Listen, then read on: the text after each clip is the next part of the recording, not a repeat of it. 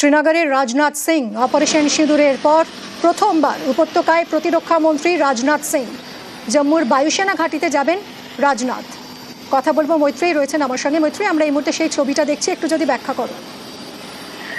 দেখো মিহি, প্রধানমন্ত্রী নরেন্দ্র মোদী তিনি আদমপুর বেসে গিয়েছিলেন অপারেশন সিঁদুর শেষ হওয়ার পর। প্রধানমন্ত্রীর বার্তা দেওয়ার পরে আমরা দেখেছিলাম তার পরের দিন আদমপুর বেসে গিয়েছিলেন প্রধানমন্ত্রী নরেন্দ্র মোদী, এবং তারপর এই প্রথম অপারেশন সিঁদুরের পর এসে পৌঁছেছেন। এবং আমরা যেটা জানতে পারছি যে তিনি সেখানে বায়ুসেনা ঘাঁটি শুধু নয়, একাধিক জায়গায় প্রতিরক্ষা মন্ত্রী যাবেন এবং সেখানে গিয়ে যারা সোলজার্সরা রয়েছেন তাদের সঙ্গে কথা বলবেন এবং তাদের মনোবল আরো বাড়ানোর জন্য এবং অপারেশন সিঁদুরের যে সাফল্য তার জন্য একেবারে দেশের তরফ থেকে তাদেরকে কনগ্রাচুলেট করবেন প্রতিরক্ষা মন্ত্রী রাজনাথ সিং।